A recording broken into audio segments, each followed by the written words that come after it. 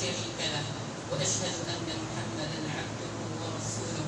أما بعد فإن أصدق الحديث كتاب الله وخير الهدي هدي محمد صلى الله عليه وسلم وشر الأمور محدثاتها وكل محدثة بدعة وكل بدعة ضلالة وكل ضلالة في النار. فأعوذ بالله من الشيطان الرجيم. يا أيها الذين آمنوا اتقوا الله حق تقاته ولا تموتن إلا وأنتم مسلمون.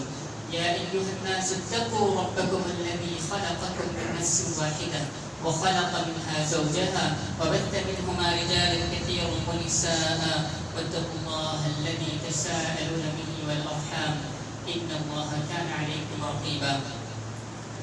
میرے بزرگوں، عزیزوں اور میرے نوجوان ساتھیوں، خطبہ مسنونہ میں ہم نے جن آیتوں کی تلاوت کی ہے وہ روزمرہ ہم سنتے ہیں. تقریباً ہر خطبے میں خطیب انہی آیتوں کی تلاوت کرتا ہے.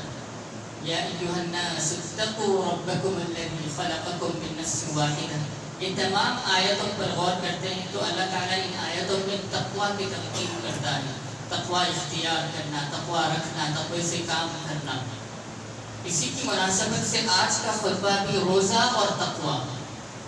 اللہ تعالیٰ قرآن میں سورۃ البقرہ میں فرماتا ہے یا ایھا الذین آمنوا کتب علیکم الصیام کما کتب علی الذین من قبلکم لعلکم تتقون.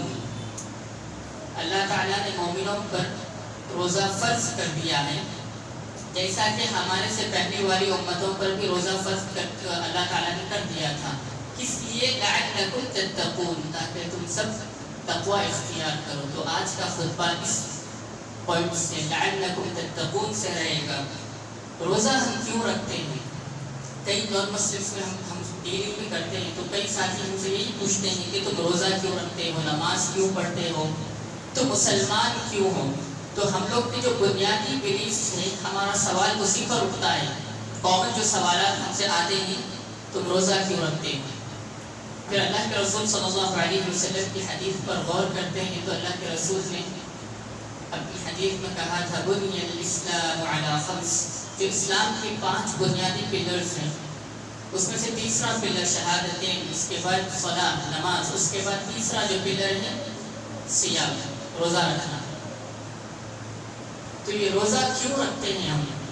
تو جب ہم جواب دیتے ہیں نان مسلمس کو یا پھر مسلمانوں کو بھی سمجھانے کے لیے جب ہم جواب دینے بیٹھتے ہیں تو ہم سائنٹیفک باتیں کرنے لگتے ہیں، بھوک، شہوتوں کی کنٹرول، پتہ نہیں بہت سارے باتیں کرتے ہیں اور سب مطلب معقول باتیں ہیں، عقل رکھتی ہے باتیں، لاجیکل باتیں کرتی ہیں. لیکن یہ سب جوابات جو ہم دیتے ہیں، جو سب آنسرز ہم دیتے ہیں کہ کوشچنس کے لیے، یہ سب سیکنڈری ریپلائیز ہیں. سیکنڈ لیول کے ریپلائی دیتے ہیں. پہلا ریپلائی کیا ہے؟ سیدھی سی بات ہے لعلکم تتقون. جو اللہ تعالیٰ کہتا ہے تقوی اختیار کرنے کے لیے، بھائی میرا اللہ کا حکم ہے، اللہ نے مجھے کرنے کے لیے کہا ہے، میں کرتا ہوں. اب یہ کیوں، کیسے، تو پھر اس میں لاجیکل ریزننگ وغیرہ جہاں پر ضرورت پڑتی ہے وہاں ہم استعمال کر لیتے ہیں. لیکن مسلمانوں کے لیے ایک ہی بات کافی ہے، اللہ نے مجھے حکم دیا میں کرتا ہوں، اللہ نے مجھے روکا میں رک جاتا ہوں.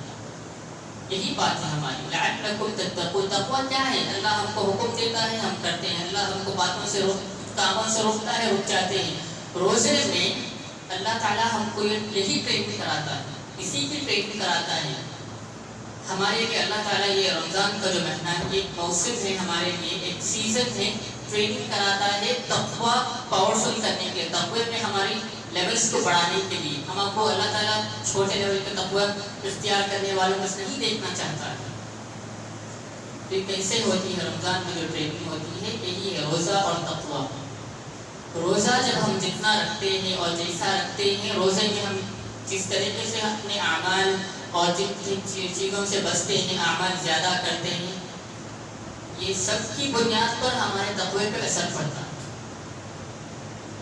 لیکن آج جو ہمارے ذہنوں میں مفہوم پیدا ہو گیا ہے، جو انڈرسٹینڈ پیدا ہو گئی ہے تقوی روزے کے بارے میں، وہ یہی ہے کھانے پینے سے رک جائے، عورتوں سے رک جائے، دو ہی چیزیں.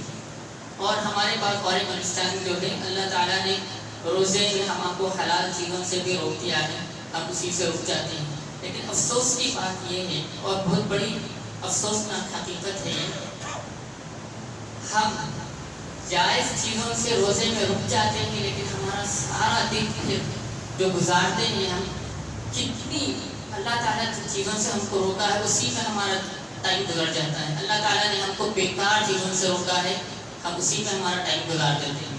سارا دن سونے میں جاتا ہے، ساری رات باتوں میں جاتی ہے. اور پھر افسوس کی بات یہ بھی ہے کہ لوگوں کے دماغوں میں یہ بات بیٹھ چکی ہے، مسلمانوں کے دماغوں میں. تراویح رمضان کی جو راتیں ہیں، پہلی کی کچھ راتیں مسجدیں بھری بھری رہتی ہیں، آخری کی 10 رات مسجدیں بھری بھری رہتی ہیں، درمیان کی راتوں میں پوری مسجدیں خالی ہو جاتی ہیں.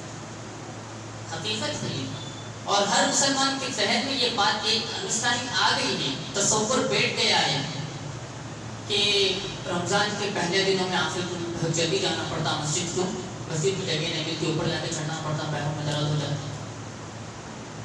لیکن پھر وہی جو درمیان کا جو حصہ ہے 10 رمضان، اسی جو مڈل کے جو دن ہیں، درمیانی دن، اس میں ہم یہ بات معلوم ہو جاتی ہے کہ لوگ بہت کم آتے ہیں. لیٹ بھی جائیں گے نا تو گراؤنڈ فلور پہ جگہ مل جاتی ہے ہم آپ کو تراویح کے لیے.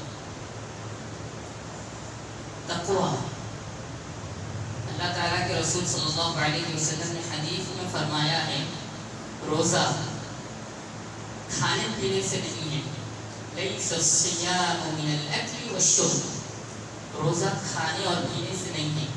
انما الصیام من اللغو والرفث، بلکہ روزہ بیکار باتیں اور گندی باتوں سے رک جانے کو بولتے ہیں.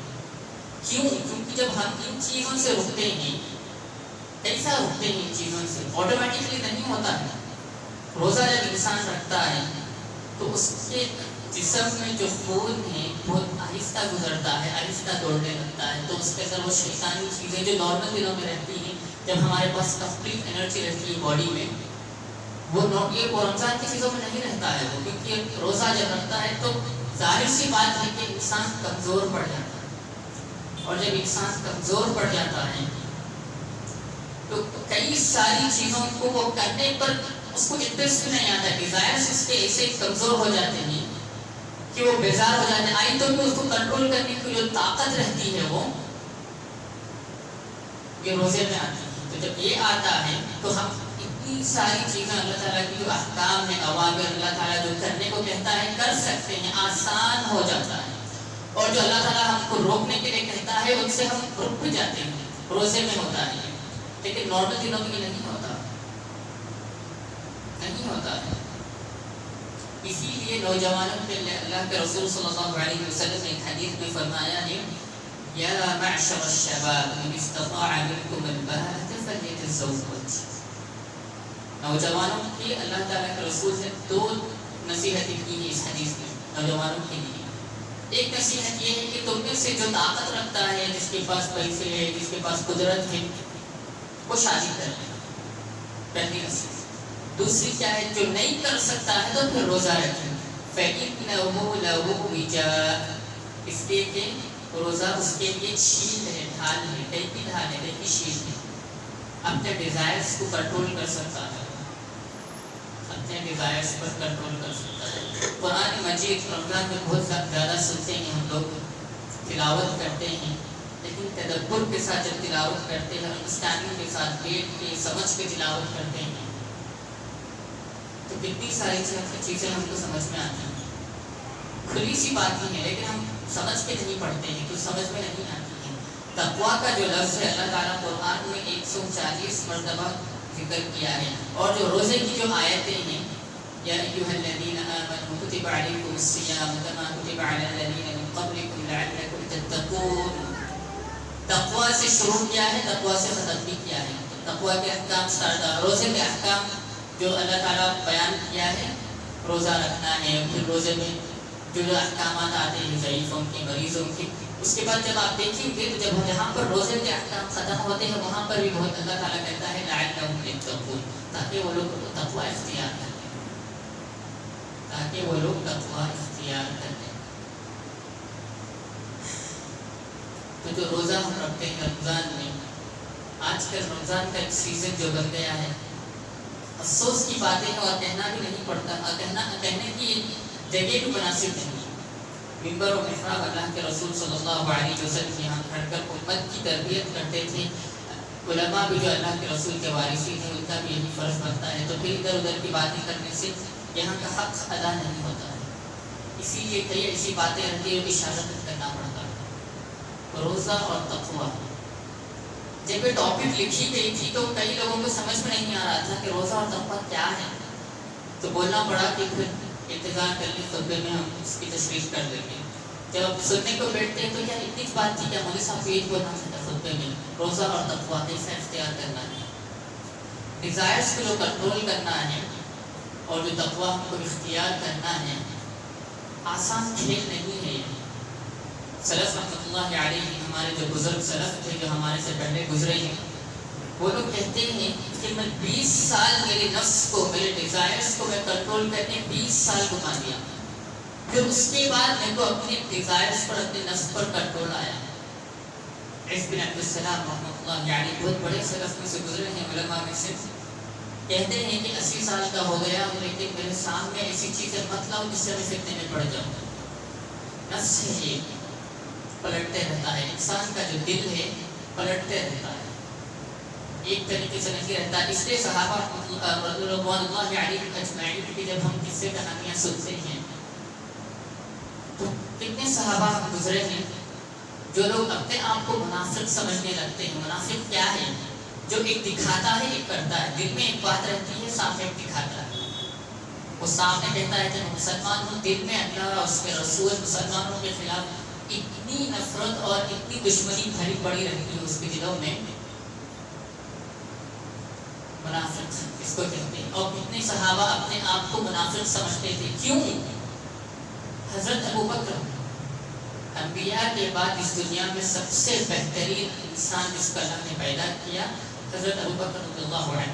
اللہ کے رسول نے خود کہا ہے کہ میں سارے لوگوں کے قرض کو ادا کر دیا ہوں انتقال سے کچھ دن پہلے، لیکن ابوبکر کے قرض کو ادا نہیں کیا، اور میں یہ امید کرتا ہوں کہ ابوبکر ایک بکری رہتی یا ایسی کوئی جانور رہتا جس کو ذبح کر دیتا ہوں۔ کیوں؟ اللہ کے رسول کو احساس تھا کہ میں ابوبکر کا قرض ادا نہیں کیا ہوں۔ حضرت ابوبکر رضی اللہ عنہ، حضرت عمر بن الخطاب رضی اللہ عنہ، جس کے بارے میں اللہ کے رسول کہتے ہیں کہ اس امت میں میرے بعد اگر کوئی نبی آتا تو وہ عمر رہتا۔ یہ دو بڑے صحابہ، انبیاء کے بعد سب سے بہترین جو مخلوق اللہ نے پیدا کی ہے صحابہ میں، یہ دو لوگ۔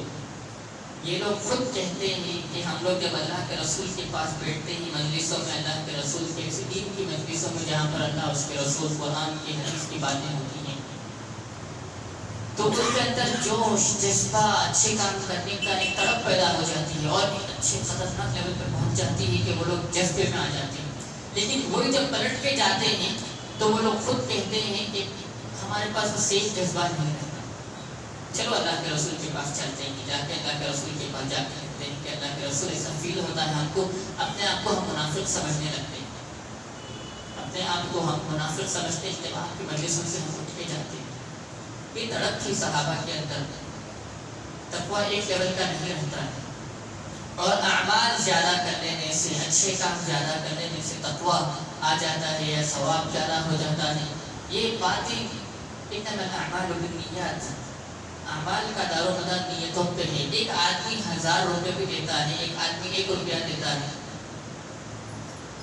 تو جو 1 روپیہ دیتا ہے شاید اس کا ثواب اتنا زیادہ ہوتا ہے کہ وہ 1000 روپے والا نہیں پہنچتا ہے۔ کیوں؟ کیونکہ اس کے دل کا جو دونوں کا جو فاؤنڈیشن تھا وہ دل پہ تھا، اور اس کے دل میں شو آف، دکھاوا۔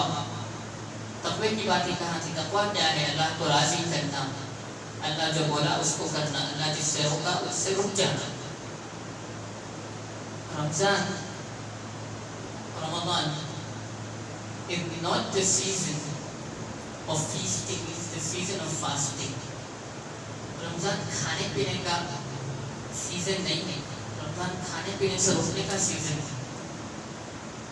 ایام معدودات، یہ جو آیتیں ہیں ہمیشہ ہم انہی کی تلاوت کرتے ہیں، بیانات پورے رمضان میں اسی کی ہوتی ہیں۔ یا ایھا الذین آمنوا کتب علیکم الصیام کما کتب علی الذین من قبلکم لعلکم تتقون.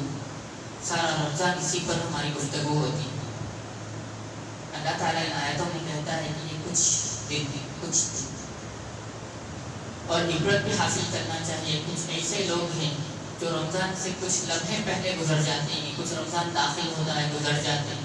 اب ہم لوگ رمضان کے تقریباً 10 دن تک گزارنے کے قریب آ چکے ہیں.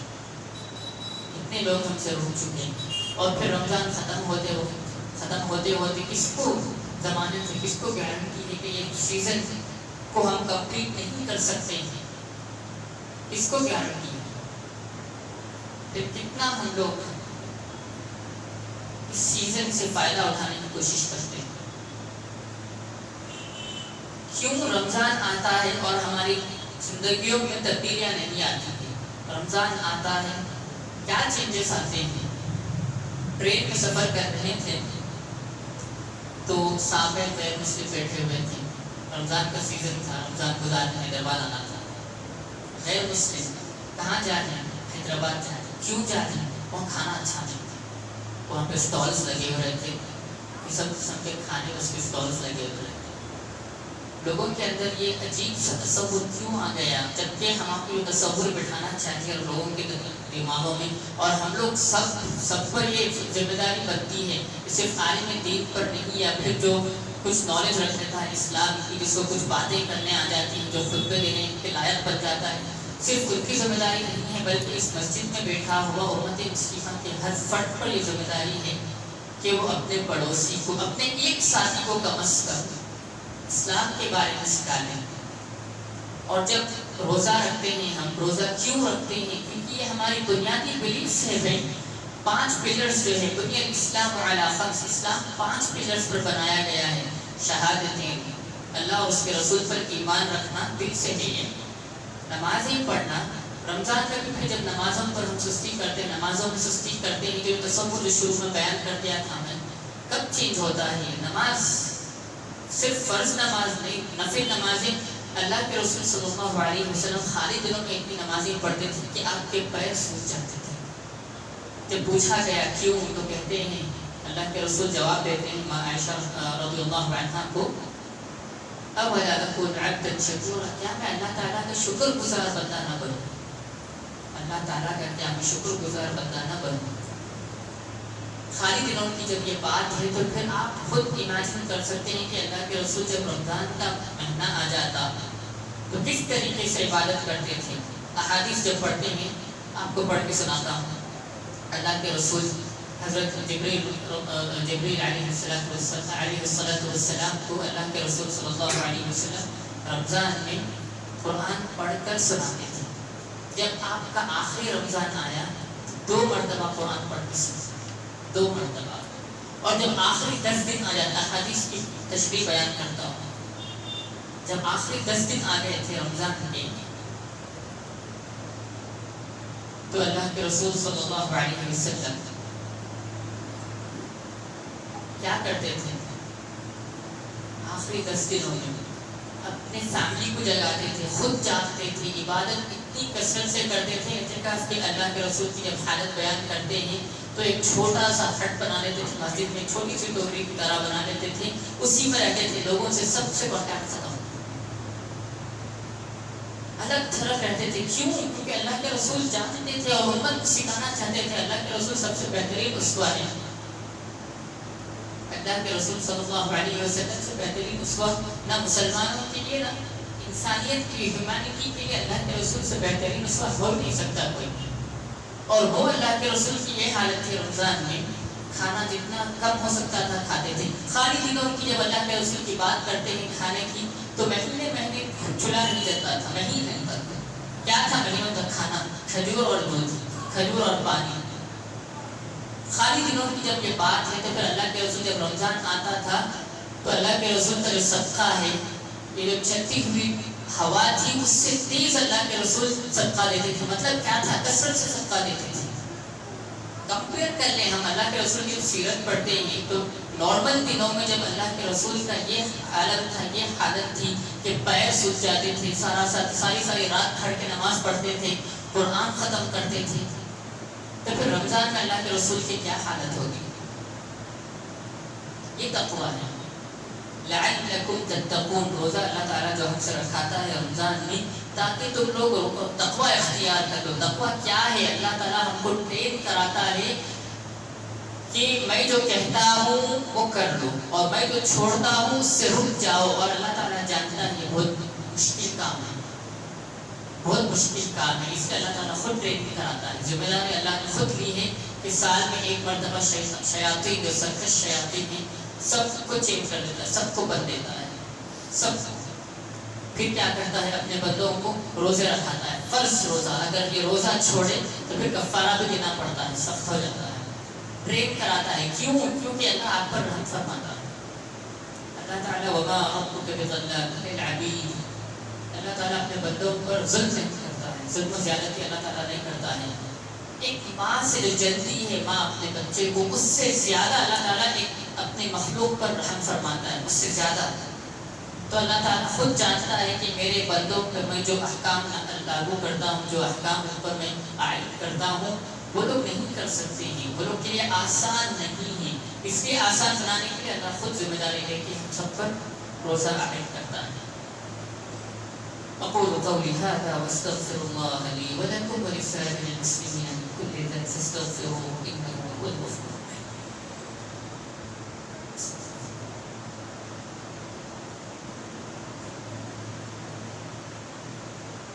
الحمد لله رب العالمين والعاقبة للمتقين ولا عدوان إلا على الظالمين. أشهد أن لا إله إلا الله وحده لا شريك له وأشهد أن محمدا عبده ورسوله. أما بعد فإن أصدق الحديث كتاب الله وخير الهدي هدي محمد صلى الله عليه وسلم وشر الأمور محدثاتها وكل محدثة بدعة وكل بدعة ضلالة وكل ضلالة في النار. ومن يطع الله ورسوله فقد فاز فوزا عظيما.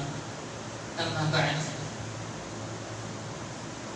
إن الله وملائكته يصلون على النبي يا أيها الذين آمنوا صلوا عليه وسلموا تسليما. اللهم صل على محمد وعلى آل محمد كما صليت على إبراهيم وعلى آل إبراهيم إنك حميد مجيد. وبارك على محمد وعلى آل محمد كما باركت على إبراهيم وعلى آل إبراهيم إنك حميد مجيد. اللهم اغفر لنا ذنوبنا وإسرافنا في أمرنا وثبت أقدامنا وانصرنا على القوم الكافرين.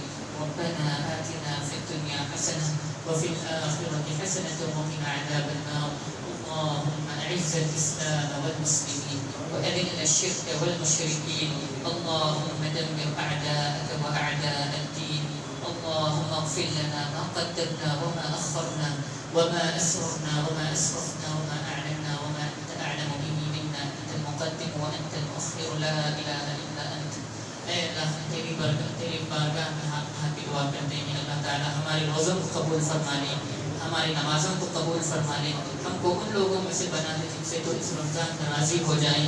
اللہ تعالیٰ ہم کو ان لوگوں میں سے دیکھتے جو جن کے لیے تو رمضان ختم ہوتے ہوئے مغفرت فرما دیتا ہے. یا رب العالمین ہم کو ان لوگوں میں سے دیکھتے یا رب جن کے لیے تو نے ہر رات جہنم سے آزاد کرنے کا فیصلہ کرتا ہے. یا رب اے اللہ ہمارے روزوں کو قبول فرما لے. ہم کو ان لوگوں میں سے بنا دے جو لوگ راتوں میں رمضان کی قیام میں گزارتے ہیں اور دن روزوں میں گزارتے ہیں اور اس طریقے سے گزارتے ہیں جس سے تو راضی ہو جائے، جس کو تو پسند کرتا ہے. اقول قولي هذا واستغفر الله لي ولكم ولسائر المسلمين من كل ذنب فاستغفروه انه هو الغفور الرحيم.